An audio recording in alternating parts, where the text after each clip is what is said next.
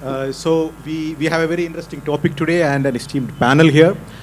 I will take say 2 to 3 minutes to generally set the context for today's discussion before I invite Mrs. Alva to open the debate with a question on how the governors have redefined or sort of is trying to redefine the center-state relations in a manner. It might be unprecedented. I will leave it the question open to her. She's been governor of 4 states, including of Rajasthan, where we are now. So, if one were to look at how Indian nation building evolved during its first decade, or even before that, during the national movement, you have a 3-dimensional approach. One is it is a unification of religions. It's a unification of linguistic regions. It's also a unification of various caste groups, social groups. So I have described it as a 3-dimensional process where religious harmony, regional harmony, and caste harmony, these 3 dimensions actually gave the context of how Indian national movement evolved, and then it got reflected in the constitution, and then various issues got negotiated over a period of time.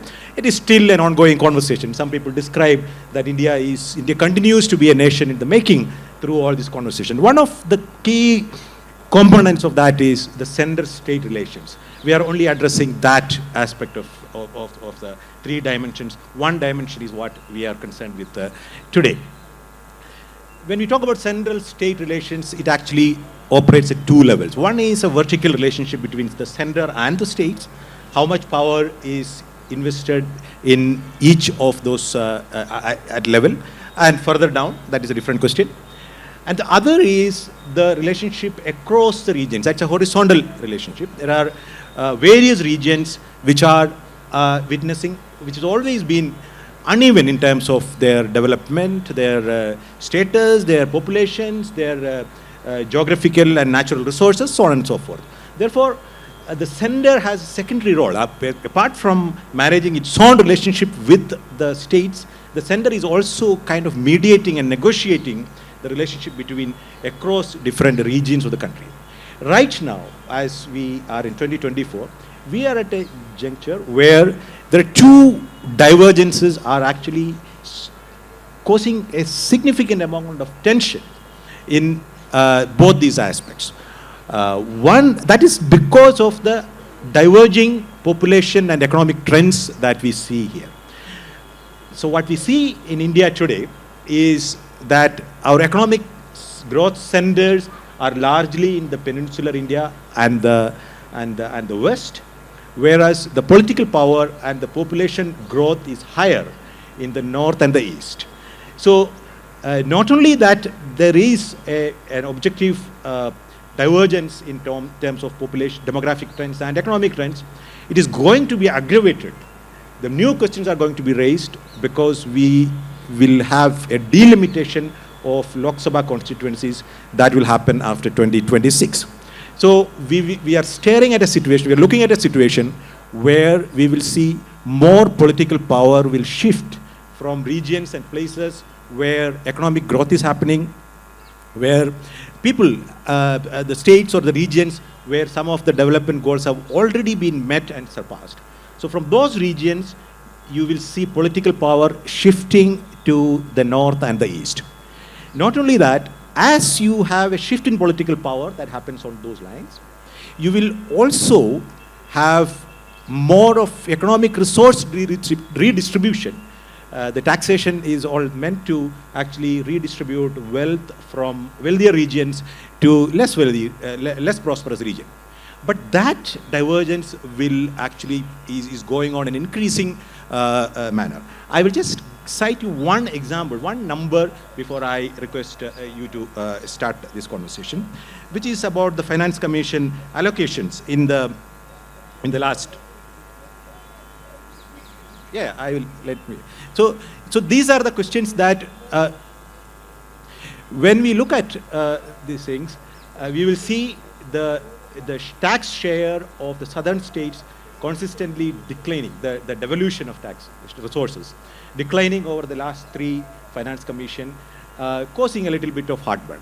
Every other issue is related to this larger question of two divergences, and the role of governors in terms of how this is being negotiated is become a serious matter of political contestation and legal debates and disputes. The Supreme Court is hearing a series of cases related to the power of the governor. So at that note, may I now request Mrs. Alva to just address the question of governor first, and then we'll move on to some of these other questions that I just mentioned. Thank you. Good to be back in Jaipur, where I spent 3 years in the Raj Bhavan. And I must say that the topic today, while it has been expanded quite a bit by the introduction, relates essentially center-state relations and the role of governors. The constitution makers and all the debates around it made it very clear that the governors were supposed to be a link between the center and the state to keep the federal state going. Governors were supposed to be, if I may say so, the voice of the center in the state and the voice of the state at the center. They were to be a crucial link. And all the debates pointed that governors would be neutral, governors would be advisors, governors would function at the advice of the state cabinet, and most of all that they would be friend, philosopher and guide to the states. The Raj Bhavans were supposed to be neutral. The Raj Bhavans were expected to be, if I may say so, and I did do it that way here, open houses to listen to those who would like and express their views. This was the whole idea of creating the role of governors. There were many who said that this was a continuation of the British Raj. It is meant to keep the states in place, this office, and that it really didn't have a place in democratic India. But it was considered necessary to keep the federal system going. And it has worked well, I must say, for a long time. But today, as was pointed out, there are challenges, there are, if I may say so, aberrations, and we see in many states, in many circumstances, Raj Bhavans functioning like party offices. Governors are playing political roles in making and unmaking governments, in ignoring the advice of the state cabinets. In fact, in many states, we see a day-to-day battle between the Raj Bhavan and the state government, which I don't believe is quite the right thing. I was in Raj Bhavan for 5 years. I was a UPA nominee, and the government changed. When the new government came, many of the governors were asked unceremoniously to step out and go. I offered my resignation to the Prime Minister. He said, "Nahi, aap kyun jayenge? Acha kaam kar rahi hai, tum to ठहरो." So I stayed on. And lo and behold, I was given additional charge of Gujarat and Goa while I was still governor of Rajasthan. It simply means that the government at the center appreciates a neutral and a straight person who does his or her job and follows the constitution as it should be. And therefore, I would say, while wider issues of finance and shifting political power and so on are issues. The most important thing to me today is ensuring that governors play their roles as neutral entities to keep center-state relations in balance. Thank you. Thank you, Ms. Alva. And I will turn to Mr. Navin Chawla now. So we all know there is a lot, centralization has a logic of efficiency. If you have a centralized system of managing things, things will be more efficient, from distribution of welfare to management of things to controlling of crime, so on and so forth. One particular slice of that puzzle is one nation, one election. The idea that if the entire country will go to elections every 5 years once, it can actually create a lot of good. We would now listen to Mr. Chawla on his reflections on that thought. Thank you very much. Can you hear me? Okay. One nation, one election is currently being debated. We have a former president of India who is currently chairing a committee. He has invited views, but my views are already quite well known because they've already been published. So I haven't actually been invited, but then the news are, my views are on the open forum. What I need to say is that I've been Chief Election Commissioner, and when you're Chief Election Commissioner, you handle the elections to Parliament, and you handle them also to the state assemblies. You do not handle them to panchayats and municipalities, which are handled by another constitutional body, which very few people know about, called the State Election Commission. But coming to the Central Election Commission, there was talk in the Constituent Assembly debates. You know, a lot of time was given by Dr. Ambedkar and others in the Constituent Assembly for over 3 years. And in that, the role of the Election Commission was considered to be pivotal.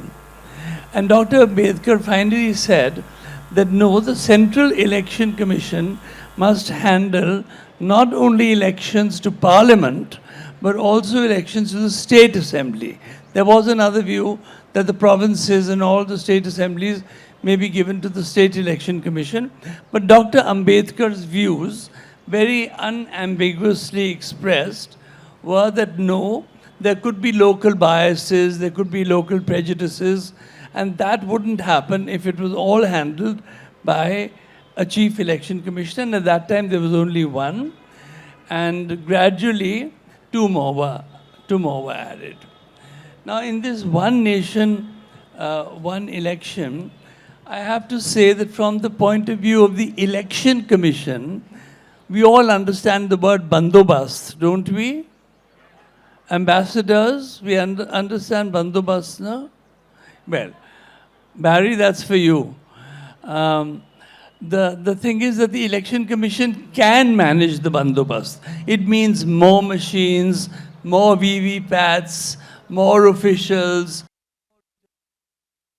more IAS officers, more police officers, more police required for management of the election under the Election Commission. But all that is doable.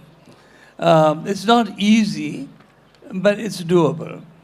What is more important is that there have to be at least 5 articles of the Indian Constitution that must be changed. I'll give you an example. If a government falls in the state, as Madam knows, then the governor takes over for 6 months or even up to a year. But should a central government fall, we have no provision at all. Does it mean that if a central government falls in, say, 13 days, as once happened, we will see national elections and state assembly elections simultaneously? Or if a state assembly falls, will the governor then recommend that there should be general elections right across the country? So these are answers that we do not yet have. And these were all debated, not these, but all this emanated from debates in the Constituent Assembly. So it's not enough that Parliament meets to take stock of what should be done. All, in my view, the leading jurists of the country must also be called in so that something like a Constituent Assembly is created again to see what changes are feasible and how elections can then be managed. So, so these are important points where one must also consult the states. This is not something that can only be done by the center. All the states must be consulted on this matter. And if there is disagreement with the states, then those disagreements have to be taken on board and consensus achieved. Otherwise, we would head towards a completely unilateral government. Yeah.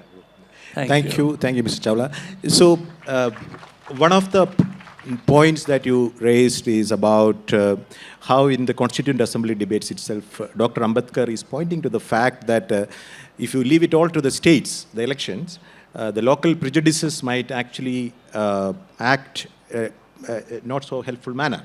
So the idea that the central should have more powers was actually quite original part of our constitutional scheme of things. How was it ideated and how did it evolve over the last decades? This is for Ms. Luthra. So, so I was thinking I would speak a little bit on the governor's role also, and on this one election, one vote.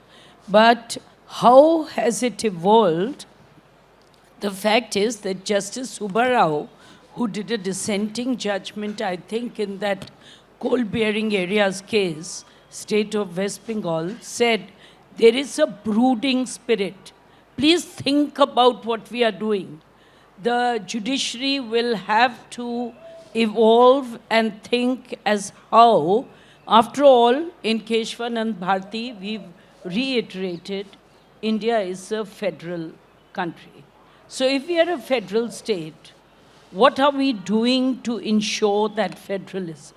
So one of the important aspects has to be the aspect of declaring emergency. One other important aspect, and I think the most important aspect, is governor's role. So governor has this absolutely difficult job of being a very balanced person. Let's see how the president and governor evolved in the Indian Constitution. It was because we saw that in England, the king was the titular or the queen was the titular head. So we needed a titular head, but it could be an advisor. So it is the ears and eyes of the center, but it can't be playing an active role. Unfortunately, this is not what has happened in practice. Now, contrary to what may be thought that it's only of recent times that the governor's role has become partisan, or that Article 356 has been invoked, let's look at our constitutional history. It was the first time when the first Prime Minister was there that in 1951, emergency was declared with regard to, I think, the state of Punjab. Now, that itself shows that the governor and the declaration of emergency under Article 356, which is one of the very vital parts that the governor is playing a controversial role, came into being or came to be exercised in 1951. And it's been exercised, can you imagine, 120 times. Article 356 has been used to dismiss a state government. Yes, yes. So this Article 356 was supposed to be this extreme emergency when it was required. But the governor's role, I must say, has not been as treading as carefully as it should have been, and that's why governors have become somewhat partisan, which is not what they were supposed to be.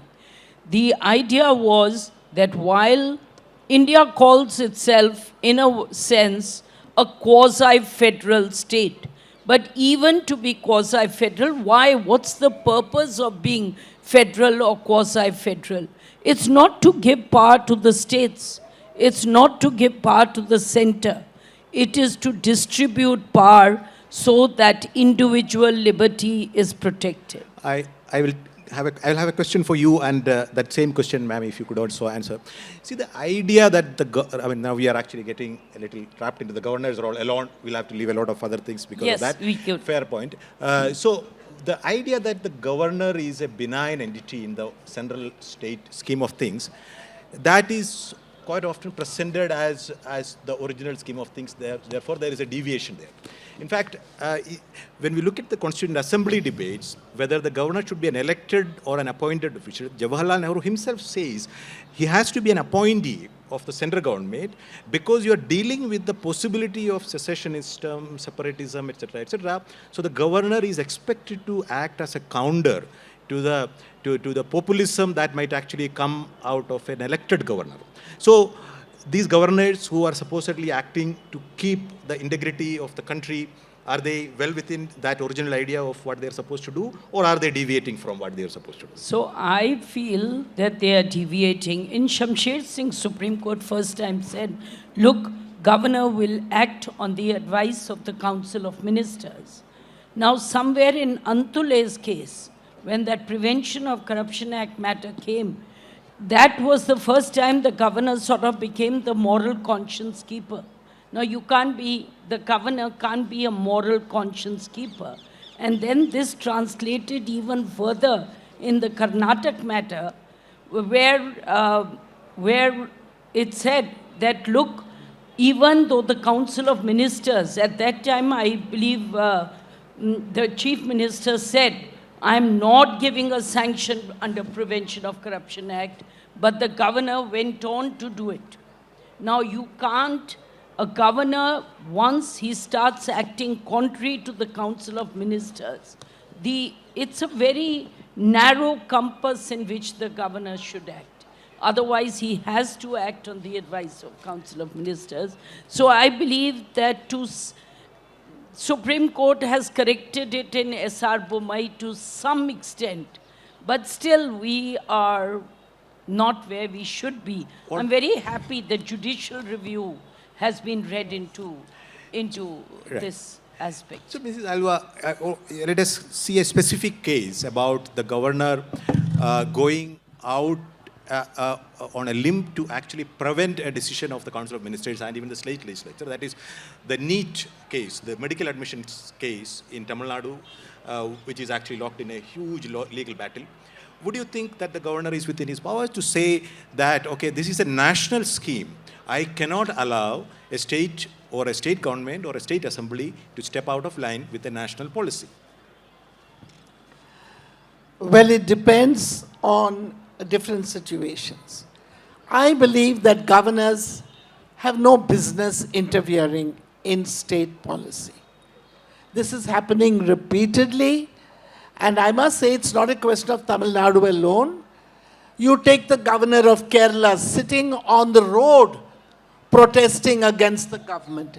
Have you ever heard of a thing like this? You have to give him security on the road because he's sitting in a chair on the roadside. That takes away from the dignity of the office. You have governors, we have seen West Bengal at its worst. We have seen Pondicherry, where the great lady refused even to follow the orders of the High Court and kept giving orders to the administration. What is happening in Delhi? What is the role of the governor? I mean, if you look at each state, I'm not going into details, but in many cases, like in Arunachal, the court interfered and restored the government that the governor had very illegally thrown out. So also in Uttarakhand. So all I'm saying is that if the governors play the game as representatives of the center and throw the, if I may say so, constitutional requirements to the winds, then it is they who will create the conflict between center and state. And therefore, I believe that the governors have to play the role. They are not agents of a political party. They are not agents of the central government. They are expected to be responsible people in the Raj Bhavan, behaving like the Constitution expects them to. Thank you, Mrs. Alva. So I will come to you, Mr. Chawla. We'll have to go a little outside of the governor debate, back to the elections. So one person, one vote is the most sacred principle of a representative democracy. But in India, we have a kind of imbalance right now. People of Rajasthan, where we sit, 26 lakh people in Rajasthan elect one member to Indian Lok Sabha, whereas in my state, Kerala, where I grew up, 1.6 million, 16 lakh people elect one Lok Sabha MP. So the value of a vote in Kerala is much higher than a value of one vote in Rajasthan. When we try to address that anomaly, we'll create another anomaly, which is that Kerala will lose representation, so will Karnataka, so will Tamil Nadu, etc., etc. How do you see this looming question being negotiated, and what would be a wise way of getting around this very complicated question? And when you are on this question, Mr. Navin Chawla, I would also like you, with all your expertise, to talk about this new demand for the ballot paper as against the voting machine, in which people are beginning to lose faith. You know, as far as the EVM, the electronic voting machine, is concerned, we need much more time because it's such an interesting matter and every single person here has an opinion. But before I come to that, I just briefly want to come to the role of the governor and the election commission. May I tell you all that when an election is declared, at that time, the Constitution of India gives so much power to the election commission that even the Supreme Court may not interfere in any manner until the election is over. But I have to say that when I was doing one very difficult election, I had the governor of that state, who's a friend of Mrs. Alva, so I'm not naming him, constantly wanting to interfere.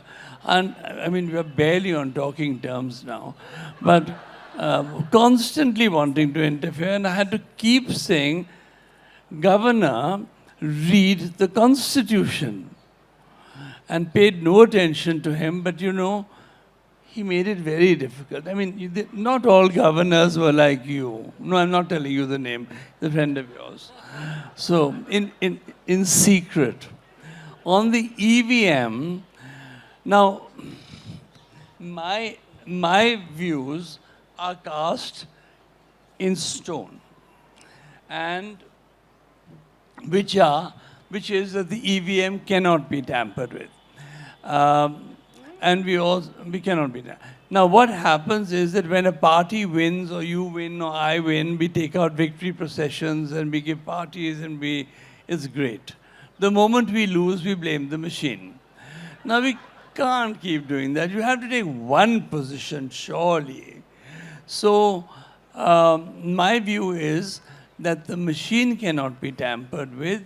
And after I did the 2009 election, many people came to protest that the party that had lost, that it had been tampered with. So I put 100 machines on the floor of the election commission and I said, consider this to be an average polling station. I put cameras there, you're in the High Court, now tamper it. Now, nobody could tamper it. Somebody wanted to take it home. Somebody wanted to reverse engineer it. But that wasn't being allowed by the manufacturers. So we decided, or it was decided finally, that we'd have a paper trail suggested by Subramaniam Swamy, who was there. And we finally got a paper trail machine 10 years later. Now, we have we are a very noisy people. We have opinions. There are countries where I go to where people don't have opinions or don't express opinions. In our country, we express opinions all the time on everything. And so, as I said, that when the EVM and the VVPAT, which gives you the paper trail, lead to a victory, then the party is, or the individual is perfectly satisfied. And when you lose, then what does one say? So I think that this is something that I'd like Mrs. Alva, who during her governorships have seen many parties win and many parties lose on the EVM, to say a few words as our time is running out. Yeah, before you get to that, I would like you to address that question on delimitation, sir. Delimitation question, yeah. On delimitation. Well, delimitation has to be done every 10 years. And you know that it was done in 2006 after 30 years. Now, when you have delimitations after long periods, and they're very vitiated politically, it has to be done. And only when it's done can you be able to demark the constituencies according to population size. Now, what can one do if some states are very sparsely populated and some are very densely populated?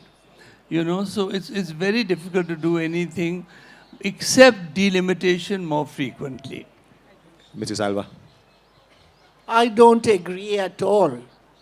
For one thing, you spoke about the machine and the paper trail. I can tell you, win or lose, there have been countless cases, hundreds of cases, where the two do not match. And when they do not match, the Election Commission refuses to interfere and refuses to work on why there is a disparity between the two. That's where the Election Commission fails.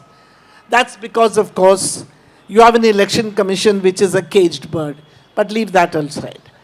I am asking you about the whole question of population and seats. Friends, there was a policy of population control, right? Not control, but containing population. There were incentives given. Development was linked to population. So many other issues have been linked to population growth.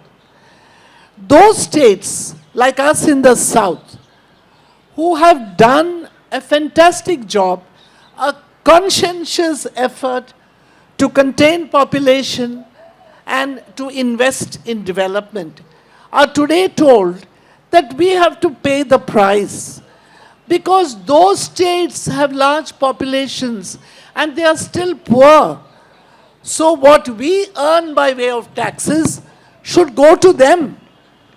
And we should be prepared to make the sacrifice for these poor people. I am not against social justice or economic justice, but I am certainly against injustice to the southern states, which have done a fantastic job. And I think that a new formula will have to be worked out on seats, which is beyond pure population. I'm sure we are capable. If we can reach the moon, you can find a popular which is justified and acceptable to all sections. I am saying today, I'm not repeating what some MP said in Parliament or supporting anybody, but I can tell you that there is a very strong reaction among people in the South. हमने तो काम किया, तो हमें penalize करेंगे आप लोग, कैसे होगा? This is the issue. So, the economist Ratin Roy has actually described this situation in India as a kind of a mirror image of the US system. In the United States, prosperous, highly populated coastal areas actually cross-subsidize sparsely populated midlands where people are fewer.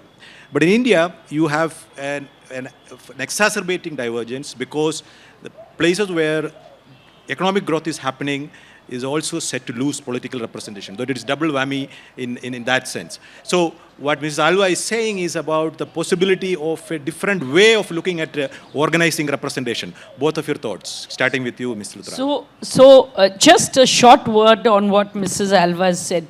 If a state has done population control, if a state has brought in education and because of that, they are following a more pragmatic, more educated, more advanced way of thinking.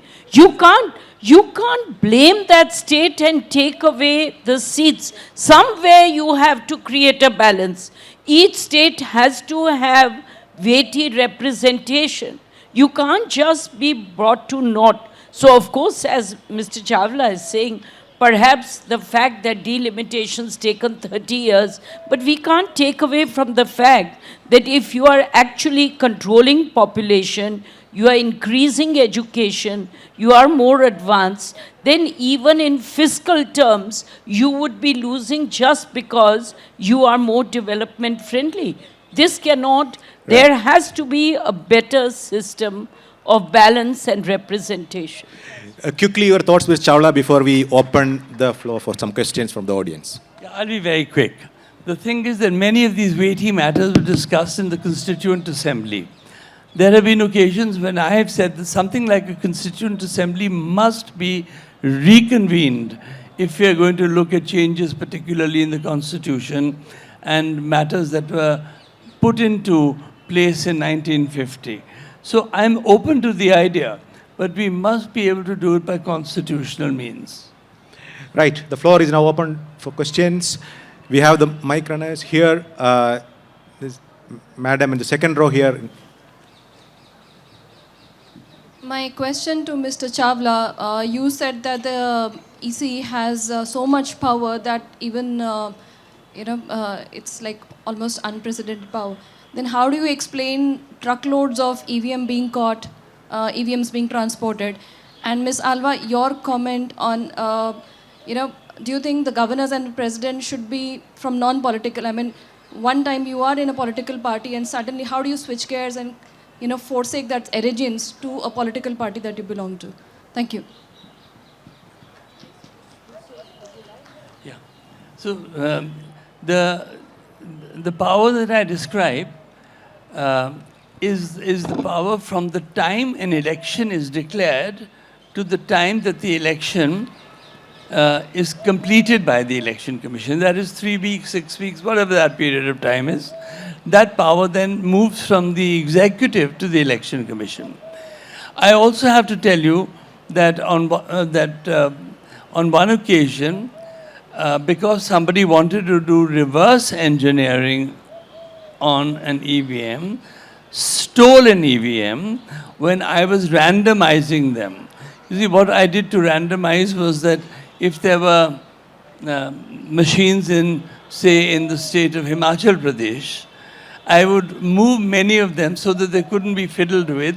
I would move many of them to another state where there were completely different candidates, different names, So during one of those exercises, one machine was stolen in my time, under my watch. I mean, I'm not talking about later. And I had the remedial action taken. I had that person arrested.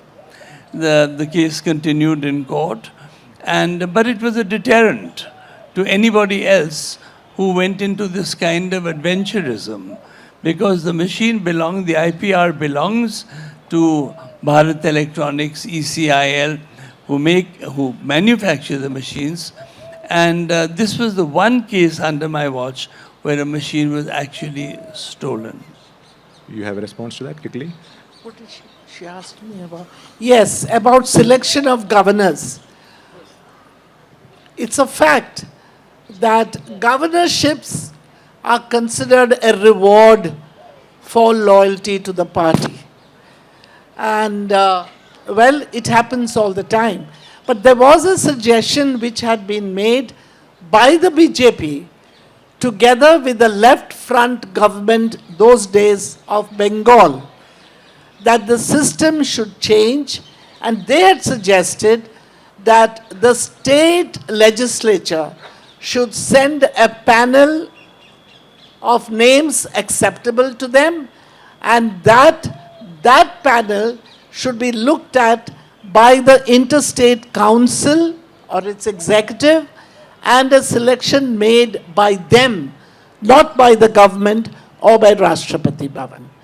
Maybe we have to think of a new way by which governors can be selected.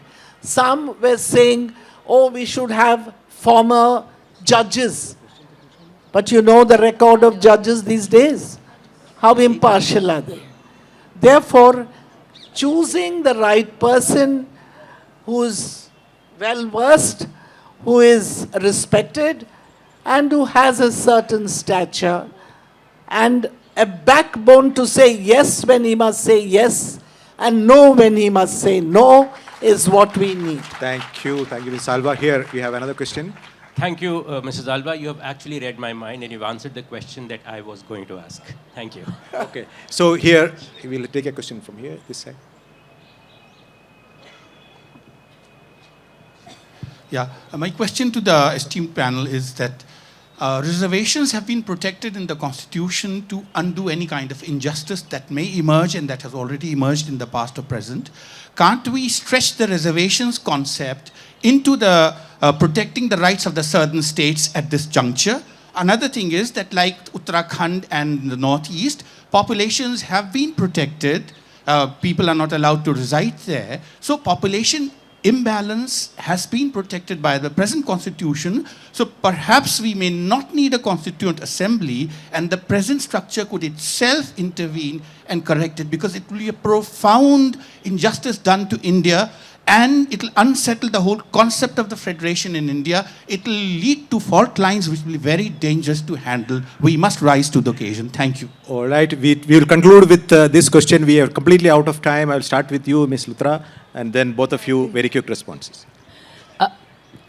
I don't think the answer is similar to reservation. We'll really have to think how to evolve a system by which there will be adequate representation to the states which have done growth, population control and other measures. It can't be by...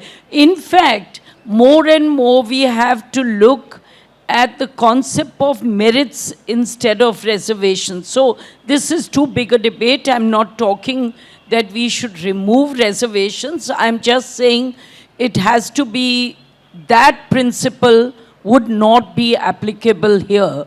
The only principle that can be applicable is that we give little weightage in terms of demographic studies and don't remove them totally just because the population may be zero today or the population growth may be zero, whereas in another state it may be going up by leaps and bounds.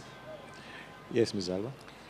I'm saying that we will have to find a formula which combines economic development, population, and also other maybe geographical factors, and work out a formula that will be just to all the states. Sir, you have the last word. Well, on one nation, one election, I come back to it for a moment.